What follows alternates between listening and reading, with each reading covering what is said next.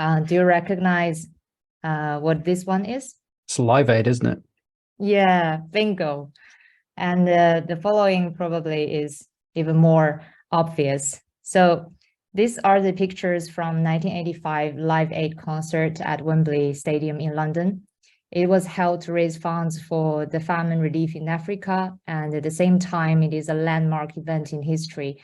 1.9 billion people from 150 countries watched the show back in 1985 time.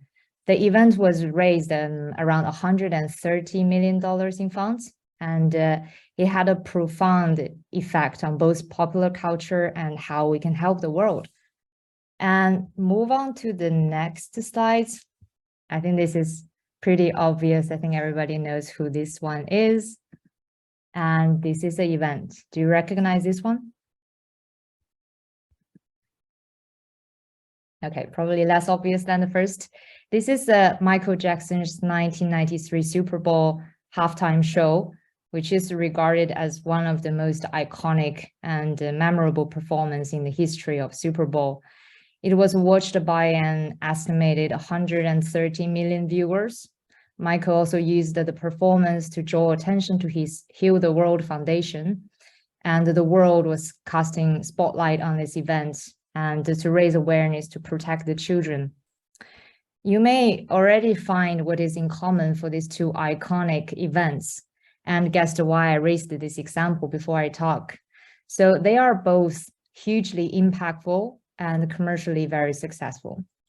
Or in the other way around, we could say it is indeed because they're so commercially successful, they can be so impactful when the right message is supported. So back in 30 years' time, music was changing the world, and today the power is within the games. And that's bring us to the topic I would like to discuss with you today. Can climate-led actions in-game support your commercial KPI at the same time? So firstly, I would like to talk about why we're discussing this topic. Based on a study from McKinsey, if we want to solve the climate crisis and reach carbon neutral by 2050, we need $9 trillion investment every year from now on all the way to 2050 to transform the whole economy from a pure investment perspective. $9 trillion is a huge amount. It represents 8% of our global GDP. It is very hard even to focus 1% of the global GDP to do anything if we don't have the support from people. It seems a mission impossible to unite the people and make the move. But if you see on the right side of the screen, we already have a community that's joined together. We have 3 billion people, nearly 37% of the population playing games. And if we could mobilize our players, we have the power to turn something impossible to possible. I think what I'm saying here is actually not news. In 2019, the UN Playing for the Planet Alliance was established, and we have seen so many great game studios making effort in sustainability. And also today, all of us join in this webinar to discuss how to make games sustainable in UK. We all care enough and want to do something good. But unfortunately, there's always a but here. To mobilize 3 billion players, we really need every game company to join. And if the game company is on the edge of survival on the market, they will not have the power and energy to make an impact. However, if we can make the in-game climate actions as successful as the 1985 Live Aid concert or the 1993 Super Bowl halftime show, then the story will be completely different. That being said, can it really be a win-win? And can climate actions contribute to a commercial KPI?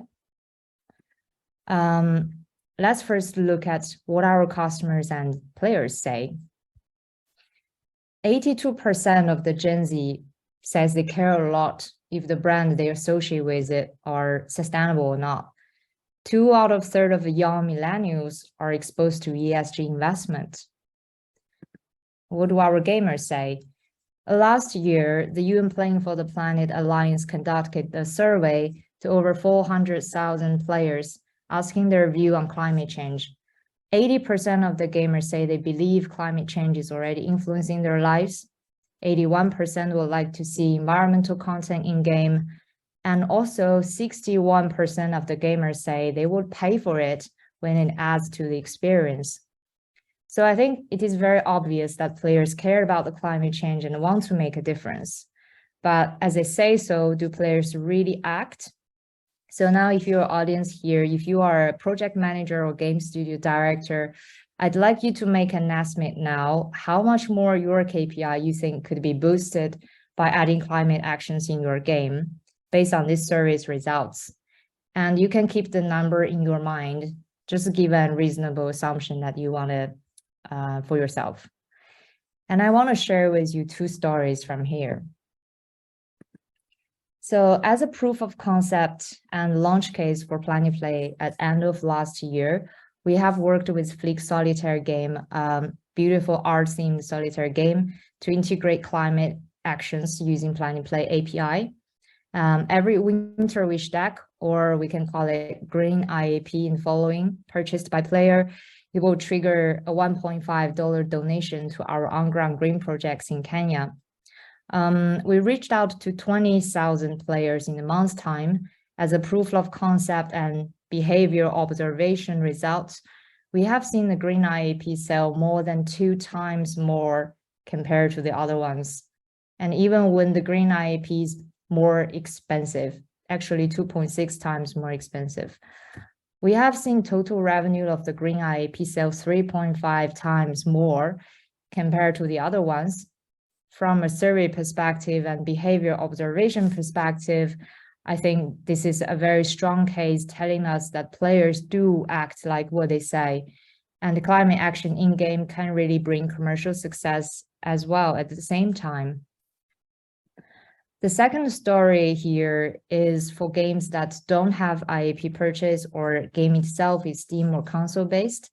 We have worked with us2 Games to list multiple of their game titles on Planet Play's marketplace. The purchase of these games from gamers will also contribute to climate actions. We have seen the game sold out in 2 weeks after our social media campaign, and the posts from Monument Valley Facebook channel received 6 times more likes comparing to the other posts.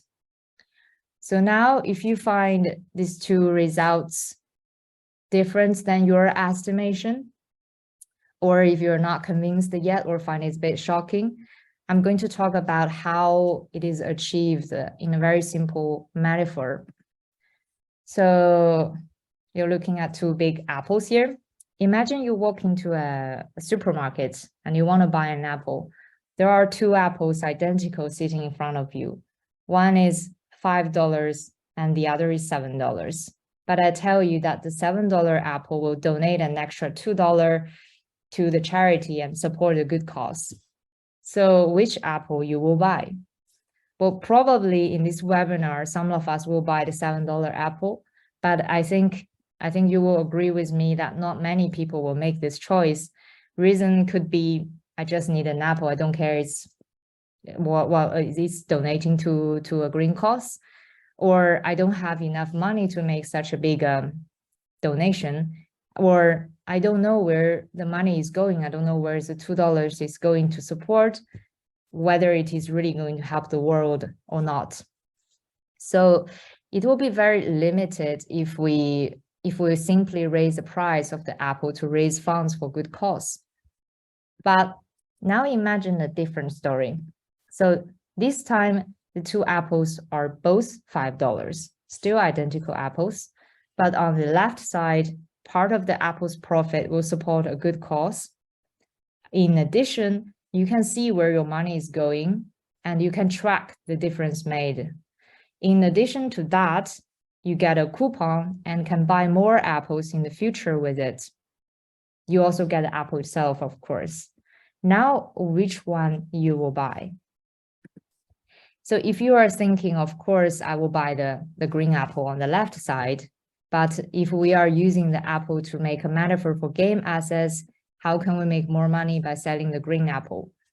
It is actually what happened in the first case study that I have just talked about. We have seen 3.5 times more sale on the Green Apple. Part of the extra revenue supported our on-ground projects in Kenya, which will help transform the life of 150,000 families in rural Kenya in 6 years and reduce 2 million tons of carbon emissions by providing them with a more clean and efficient cook stove, thus burning much less wood. So the message is very clear here.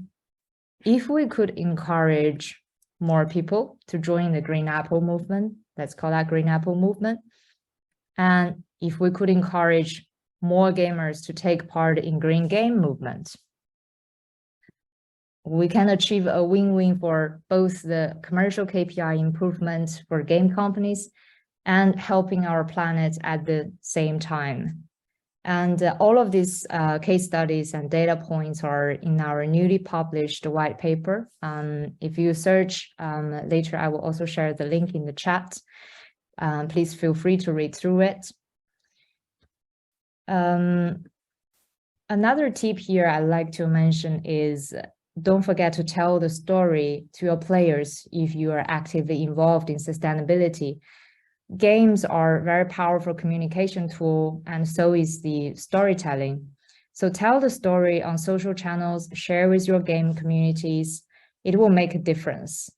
And to help our game partners tell the stories, at Plan and Play, we provide frequent updates on the projects, and we're shooting a 5 episodes documentary here about the project that players are supported currently in Kenya. I have the honor to also invite the marketing director of our game partner, Fick Solitaire, Katie, to share the story with you. Please, Katie, floor is yours. Thank you. Thanks, Rhea. Oh, hi, everyone. Hello, Helen. I didn't say hi before. I was a bit shy. It's my first Ukie hub crawl. So I'm the PR and social boss at Fick, and I've been working with Rhea, Walter, Michelle, and the Planet Play team for a few months now. I must admit it was a no-brainer for us to enter the partnership. Who doesn't want to be more climate conscious? And Planet Play, they're not bullies at all. They're very lovely, but they don't give you any choice. It's just such an, there's no excuse. It's easy.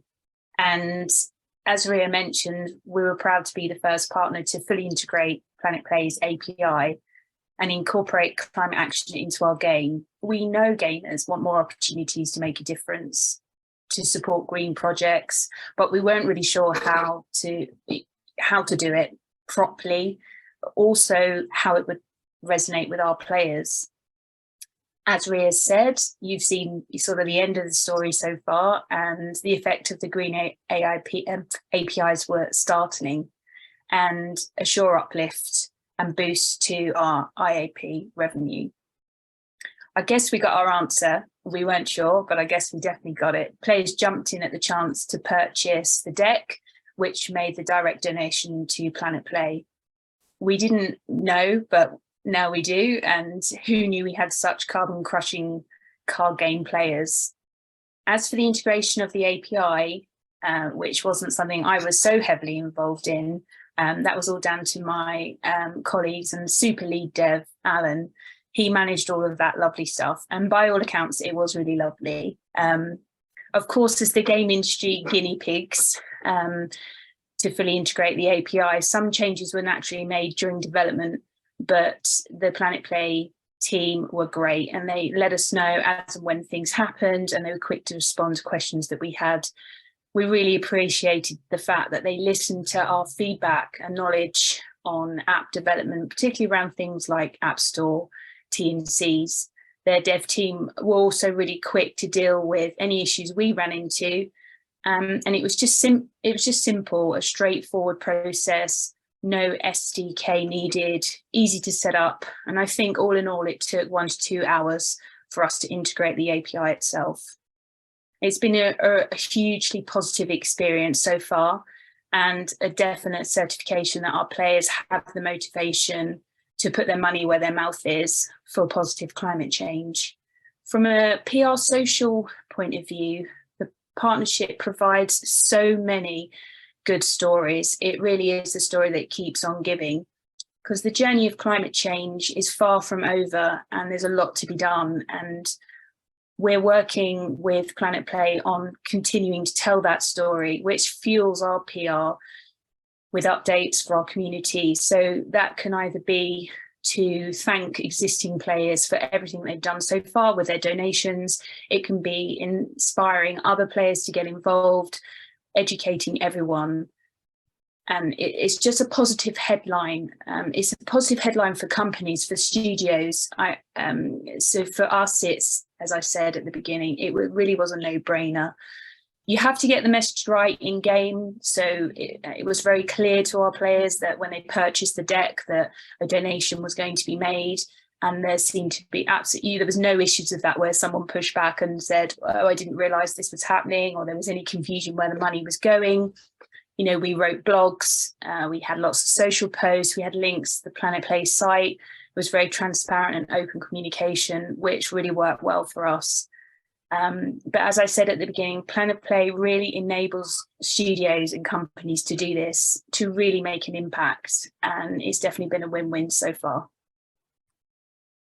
Thank you so much, Katie. It's lovely to hear the story from studio angle, and I'm happy that we have been able to support you on this journey. 100%.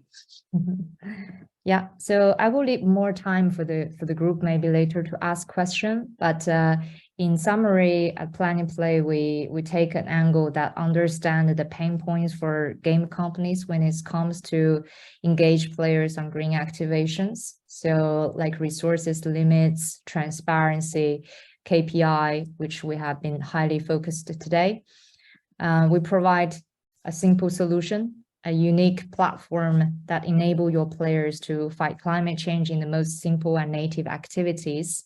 We have the API marketplace and very flexible. We want to help game studios achieve this win-win situation and achieve what you want to achieve, both in commercial terms and impact terms.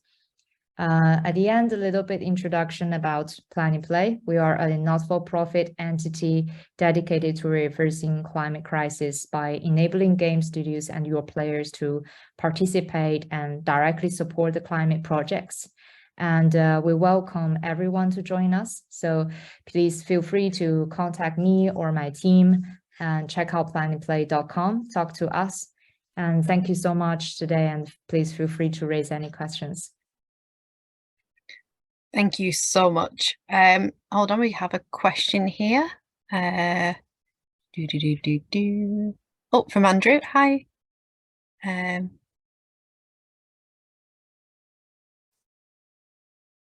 me just see. No one's ever raised the hand before. Let me just see if I can. There we go. There you go, Andrew. I think you can talk now. No one's ever raised a hand before. Oh, well, let me be it first. Can you hear me okay? I'm happy you're my guinea pig for this one. Can you hear me all right? Yep, all good. Excellent. Rhea's question for you. I'm very intrigued by Planet Play. Brief context, I founded a studio last year and we're exclusively focused on making games that help players become the healers for environmental issues rather than the give someone else money, they'll go save the planet for you, which is great. I'm not, dissing anything. We need both. So does Planet Play offer or have any sort of engagement model for games that want to kind of keep the light on with players, like a sort of nonstop kind of engagement, like imagine the live service version of this? Yeah, I think definitely. So we are a growing platform. So currently we work with existing games and you could participate in the green activation in any format using your existing game assets or create new one, or even live ops in-game green activations. You could keep them always on. So it's kind of like a lifetime feature in the game. And also that we plan to host this play to impact game, so that's providing more opportunities for gamers to participate. So we're really open to work with everyone. Okay, and I see you have certain climate projects you're currently supporting. Yeah. If we were to come on board, not only with a game that has its sort of pipeline for change, but also a partner that does their own projects, does your platform support bringing both parties on board, or is it more of that Planet Play is a funnel to the projects you've chosen and only you have chosen? That's a good one. We actually support both. So we started the journey by actually doing due diligence and make sure that we support the projects from right going, because a lot of, I think, small game studios don't have the resource to carry out their due diligence and find a good green projects. And for the money we raised, as we are not for profit, we want to already starting to doing good and really on ground things. So that is a project you have seen. I've talked about the Kenyan one. The video is already live on YouTube. You can also check out. For the projects that is, for example, if you have a cause that's more close to your heart, you bring it in. We also have a system to help you track that. We don't charge any fee in the middle, but we do wish that you as a game joining our platform and could provide some game assets also in our marketplace, so it can create like a nice cycle for the gamers to play more games, engage with more green projects. We provide a tracking system for both. Excellent. And then I'd love to talk more about integrating with the platform, as our game's sort of very much in development right now, and I'd love to integrate this. Is there a way I could reach you offline? Yeah. Let's talk offline. Thank you, Andrew. Okay, excellent. Thank you.